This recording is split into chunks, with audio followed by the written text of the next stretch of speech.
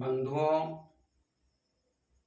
आज अंतर्राष्ट्रीय योग दिवस है और कई देशों में योग दिवस मनाया जा रहा है।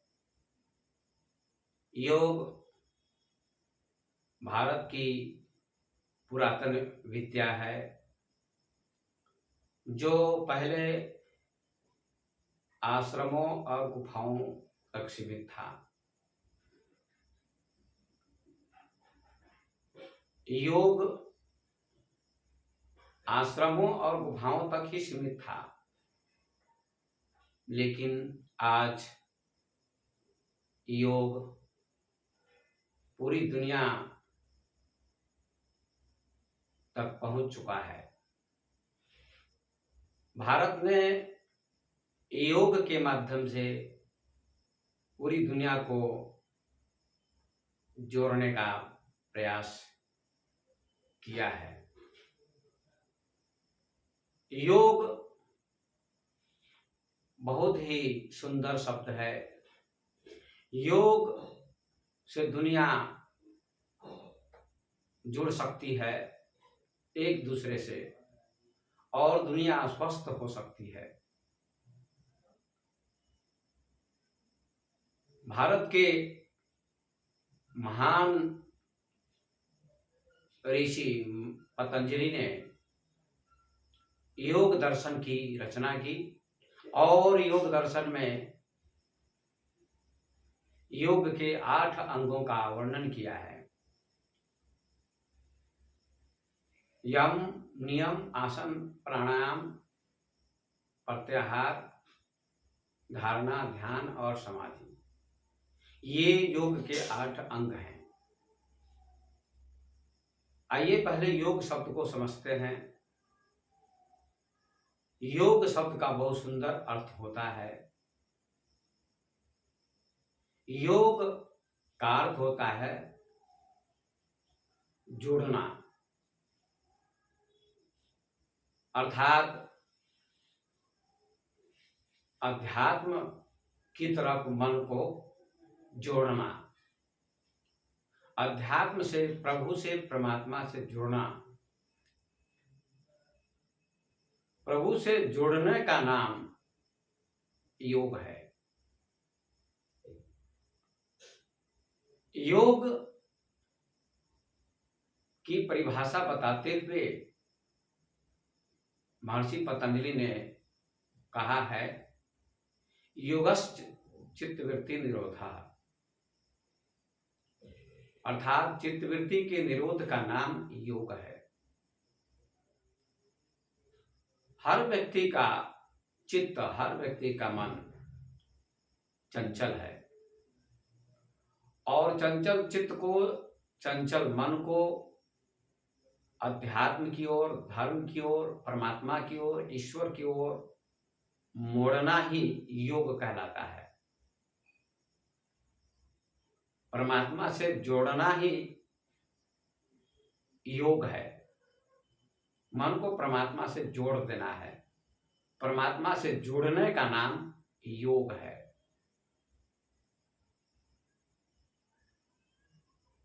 सबका मन चंचल है, सबका मन अशांत है। जब मन शांत हो जाता है, निरोध हो जाता है, उसी का नाम योग है।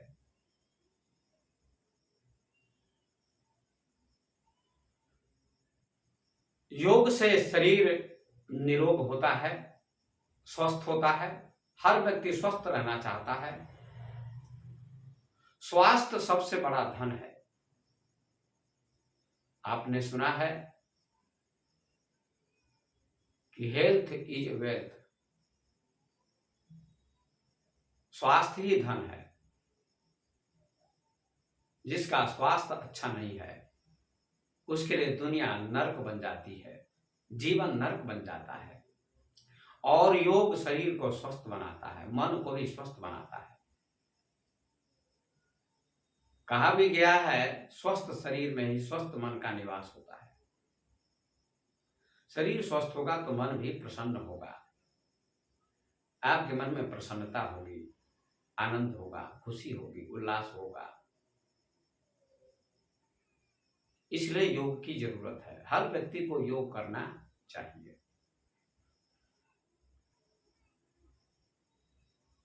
महर्षि पतंजलि ने कहा है कि आसन जरूरी है, आसन से शरीर स्वस्थ होता है।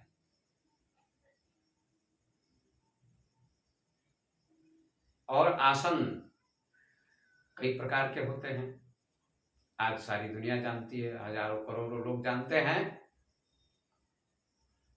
2-4 आसन प्रत्येक व्यक्ति को प्रत्येक दिन करने चाहिए। जैसे मयूरासन, सर्वांगासन,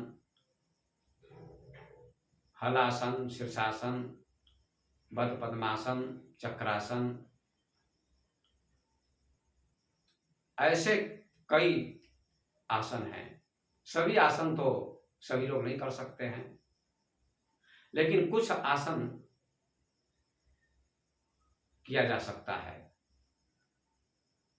कुछ आसनों का अभ्यास किया जा सकता है, और आसनों के अभ्यास से शरीर स्वस्थ हो जाता है। और शरीर स्वस्थ होना अनिवार्य है, क्योंकि शरीर प्रभु का मंदिर है, और शरीर ही स्वस्थ न होगा तो कुछ भी न होगा, न संसार का कोई काम होगा, न अध्यात्म का ज्ञान होगा। इसलिए शरीर का स्वस्थ होना परम जरूरी है।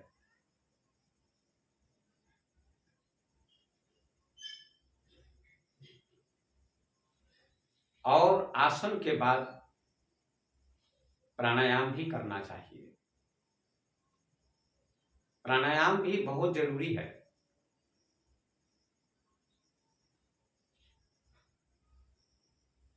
प्राणायाम के अंतर्गत कई प्रकार के प्राणायाम होते हैं। भस्त्रिका, कपालभाति, बाह्य प्राणायाम, अनुलोम विलोम, भ्रामरी, उद्गीत, उज्जाई। लेकिन सभी प्राणायाम सभी नहीं कर सकते हैं, तो 2-3 प्राणायाम हर व्यक्ति को कर लेना चाहिए। और प्राणायाम के करने से बहुत ही लाभ होते हैं।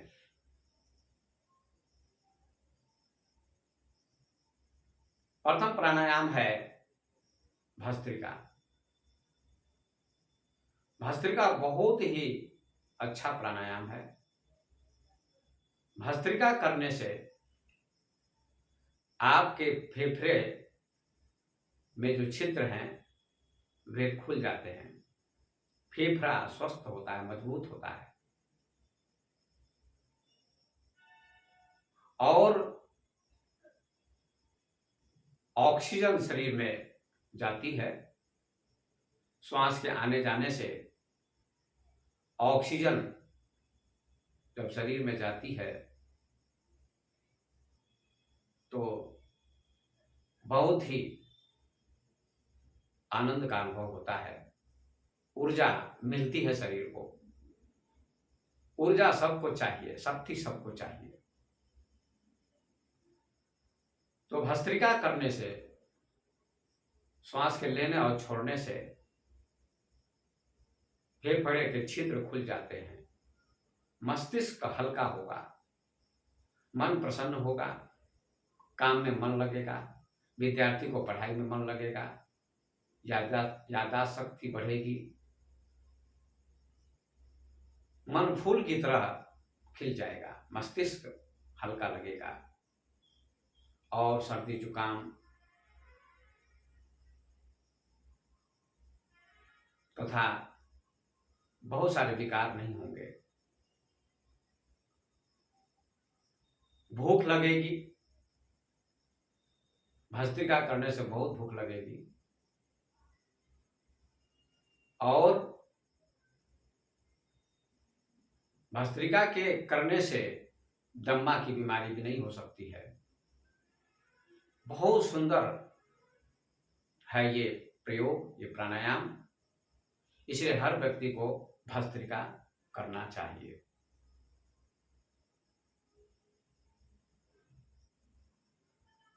बहुत से लोग कहते हैं कि हम काम करते हैं तो योग हो जाता है, प्राणायाम हो जाता है, आसन हो जाता है। जैसे कुछ किसान लोग कहते हैं, गांव के लोग कहते हैं कि काम करने से प्राणायाम हो जाता है, योग हो जाता है, आसन हो जाता है। क्या जरूरत है आसन करने की? लेकिन ये बात गलत है। काम करने से भी व्यक्ति को बीमारी हो जाती है। हल चलाने वाले लोग, कुदाल चलाने वाले लोग, परिश्रम करने वाले लोग भी बीमार हो जाते हैं।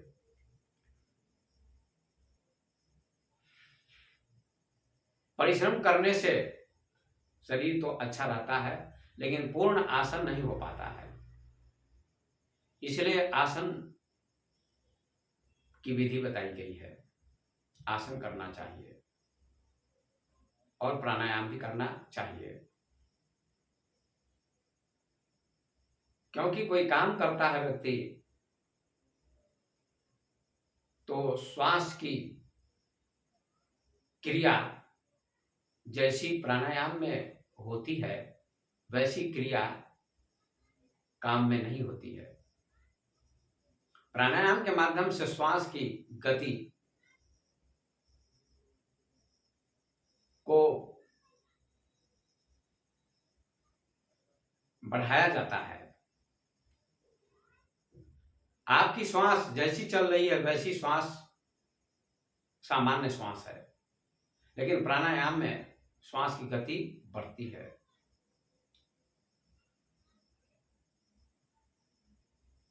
इसीलिए प्राणायाम का महत्व है।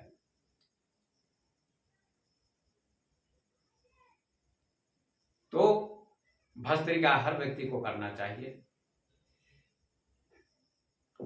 और कपालभाति दूसरा प्राणायाम है, इसे भी करना चाहिए। कपालभाति बहुत अच्छा प्राणायाम है। केवल श्वास को छोड़ना, लेना नहीं। इससे गैस, कब्ज आदि की बीमारी नहीं होती है। न गैस होगी, न कब्ज होगा, और बहुत ही लाभ होंगे। कपालभाति से बहुत लाभ होते हैं। इसलिए 5 मिनट 10 मिनट तक कपालभाति भी करना चाहिए। क्योंकि कपालभाति के करने से, भस्त्रिका के करने से आप बहुत ही स्वस्थ होंगे, बहुत ही लाभ होगा। धन संपत्ति कितनी भी हो, यदि व्यक्ति स्वस्थ नहीं है तो जीवन में प्रसन्नता नहीं रहती है, आनंद नहीं होता है।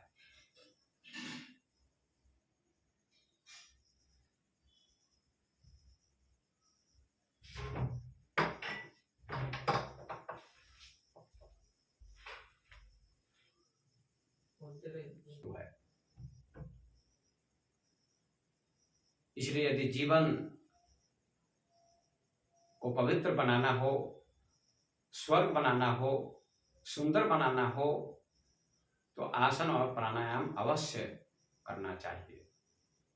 जीवन को सत्यम शिवम सुंदरम की ओर ले जाना हो तो योग अवश्य करना चाहिए। ऋषियों ने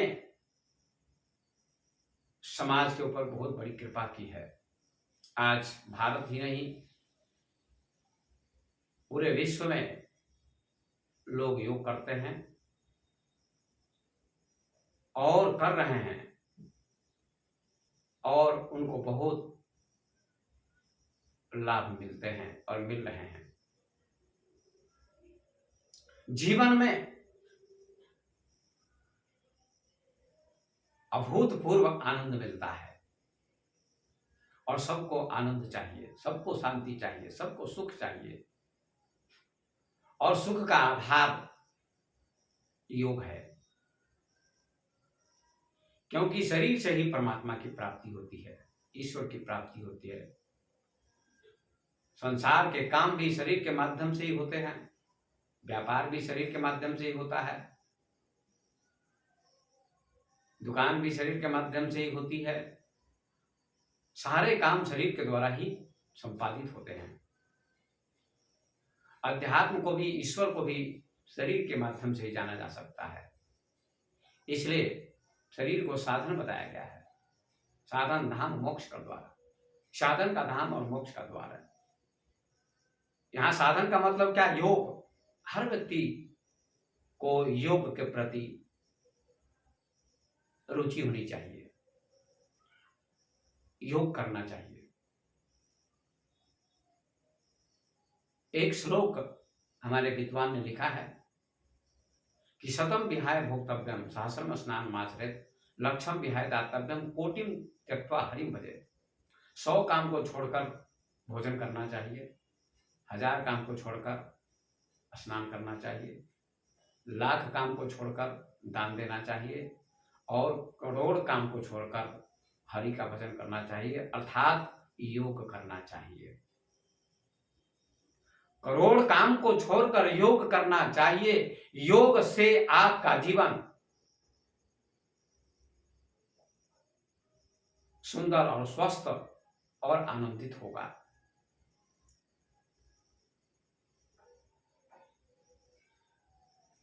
आपसे सभी प्रेम करेंगे, आपका शरीर स्वस्थ होगा, सुंदर होगा, अच्छा होगा, तो आपके पास सभी बैठेंगे, आपसे सबको ऊर्जा मिलेगी। योग ऊर्जा देता है, योग से ऊर्जा मिलती है, ऊर्जा का विकास होता है, ऊर्जा जागृत होती है। जैसे फूल खिलता है तो उसकी सुगंध चारों तरफ फैल जाती है। सूर्योदय होता है तो सूर्य की रोशनी पूरे विश्व में फैल जाती है। ऐसे ही योग के माध्यम से आपके जीवन में प्रकाश आएगा और हजारों लोग आपसे लाभान्वित होंगे, प्रभावित होंगे। हजारों लोगों को आपसे ऊर्जा मिलेगी, रोशनी मिलेगी, प्रकाश मिलेगा, मार्गदर्शन मिलेगा। इसलिए मैं निवेदन करता हूं कि हमारे भारत के मनीषियों ने, ऋषियों ने जो योग विद्या प्रदान की है लोगों के लिए, समाज के लिए, विश्व के लिए, वो आज वो फल फूल रही है विद्या। आप भी योग करें और निरोग बने। तो भस्त्रिका प्राणायाम करें, बहुत ही सुंदर प्राणायाम है। और दूसरा कपालभाति जो सभी लोग जानते हैं, और तीसरा अनुलोम विलोम है। अनुलोम विलोम का अर्थ होता है बाई नाक से श्वास ले, दाई नाक से छोड़े। ये भी 5 मिनट से 10 मिनट तक लेना चाहिए, करना चाहिए। इससे ब्लड प्रेशर संतुलित रहेगा, न हाई होगा न लो होगा। कुछ लोगों को पैरालिसिस हो जाता है, लकवा लग जाता है, तो लोग कहते हैं हवा लग गई, अंग बेकार हो गए। ये हवा लगना क्या है? यदि योग करता व्यक्ति तो हवा नहीं लगती, पैरालिसिस नहीं होगा, लकवा नहीं होगा। अनुलोम विलोम करने से पैरालिसिस नहीं होगा। आप प्रयोग करके देखिए, क्योंकि ब्लड सर्कुलेशन सही नहीं होने से लकवा लग जाता है, पैरालिसिस हो जाता है। ब्लड का संचार, खून का संचार सही से नहीं हो पाता है, खून जम जाता है। इसीलिए लोग कहते हैं हवा लग गई, लकवा लग गया, पैरालिसिस हो गया। अनुलोम और विलोम करने से ये हवा नहीं लगेगी, अर्थात लकवा नहीं लगेगा और सिर दर्द भी नहीं होगा। ये बहुत सुंदर प्राणायाम है अनुलोम विलोम, इसलिए इसे अवश्य करें। सभी प्राणायामों की मैं चर्चा नहीं करूंगा, बहुत से लोग जानते हैं, सारी दुनिया जानती है। इसलिए मैं निवेदन करता हूं कि कम से कम भस्त्रिका, कपालभाति और अनुलोम विलोम, ये 3 प्राणायाम करने से आदमी को बहुत लाभ होंगे। क्योंकि कहावत है कि प्रथम स्वर्ग निरोगी काया। व्यक्ति स्वर्ग जाना चाहता है, स्वर्ग जाने की कोई जरूरत नहीं, ये जीवन ही स्वर्ग बन जाएगा। दुनिया स्वर्ग होगी, संसार स्वर्ग होगा। प्रथम स्वर्ग निरोगी काया। अगर आपकी काया, आपका शरीर स्वस्थ है तो आप स्वर्ग में हैं।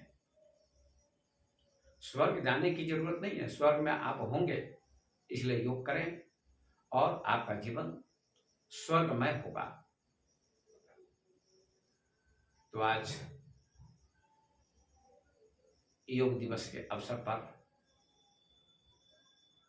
पूरे देश में लोगों ने योग किया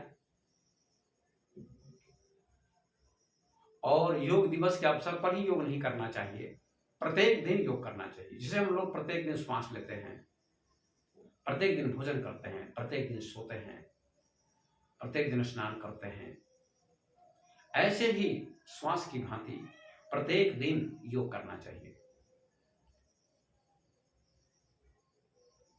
हमारे जीवन का यह लक्ष्य है। इसलिए महर्षि पतंजलि ने कहा, अथ योगानुशासनम, योग का अनुशासन है। जब योग करेगा व्यक्ति तो अनुशासित होगा। योग करने से व्यक्ति अनुशासित होगा, अनुशासन में रहेगा, संयमित रहेगा, जीवन में संयम आएगा।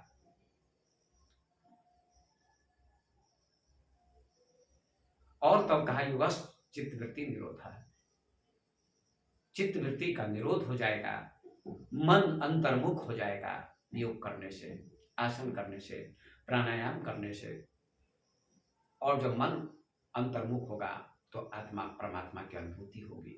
इसलिए महर्षि पतंजलि ने योग दर्शन में 4 पादों की चर्चा की है। 4 पाद बताए गए हैं, समाधि पाद, साधन पाद, विभूति पाद और कैवल्य पाद। समाधि की अनुभूति की महर्षियों ने, ऋषियों ने, उसके बाद साधन का आविष्कार किया। पशु पक्षियों को देखकर आसनों का आविष्कार किया। इसीलिए कहा मयूरासन, मयूर की तरह आसन करो, उसका नाम मयूरासन हो गया। हलासन, हल की तरह आसन, उसका नाम हलासन है। पशु पक्षियों को देखकर, प्राणियों को देखकर आसनों की खोज की गई है। हर प्राणी आसन करता है, कुत्ता भी आसन करता है, बिल्ली भी आसन करती, सिंह भी आसन करता है, इसलिए सिंहासन नाम हो गया। हर पशु पक्षी भी आसन करते हैं प्राकृतिक रूप से, वे जानते नहीं हैं। उन पशु पक्षियों से ऋषियों ने शिक्षा ली, देखा और आसनों की खोज की और बहुत सारे हजारों आसन खोजे गए। आज हमारे भारत में बहुत सारे लोग, बहुत सारे ऋषि मुनि आसन, प्राणायाम, योग की विद्या सिखाते हैं और वे धन्यवाद के पात्र हैं। लोगों तक योग को पहुंचाने का काम किया है। तो मैं आपसे निवेदन करता हूं कि योग करें और अपने जीवन को पवित्र करें, निरोग करें, स्वस्थ करें। उसके बाद ही आत्मा परमात्मा को जाना जा सकता है। क्योंकि आत्मा परमात्मा मंजिल है, समाधि मंजिल है। पहले ऋषियों ने समाधि की अनुभूति हुई तो साधन बताया, आसन बताया, प्राणायाम बताया। उसके बाद उनको अनेक प्रकार की विभूतियों का दर्शन हुआ और अंत में मोक्ष की प्राप्ति हुई, कैवल्य मिला। तो आपको भी कैवल्य मिल सकता है, मोक्ष मिल सकता है, मुक्ति मिल सकती है। मुक्ति मिलने से पहले अपने जीवन को स्वस्थ बनाएं और परिवार को भी मार्गदर्शन मिलेगा, बच्चों को मार्गदर्शन मिलेगा। हर विद्यार्थी को भी योग करना चाहिए, हर भक्त को योग करना चाहिए, हर व्यक्ति को योग करना चाहिए। योग बहुत पुरातन विद्या है। इसलिए मैंने योग दिवस पर थोड़ी सी चर्चा की, व्याख्या की। आज अंतर्राष्ट्रीय योग दिवस है। और भारत के लगभग प्रत्येक शहर में और विदेशों में भी योग दिवस मनाया गया। लोगों ने योग किया। योग बहुत ही अच्छी विद्या है, बहुत ही अच्छी शिक्षा है। इसलिए हर व्यक्ति को योग से जुड़ना चाहिए और योग करना चाहिए। इन्हीं शब्दों को कहते हुए अपनी वाणी को मैं विराम देता हूँ। धन्यवाद।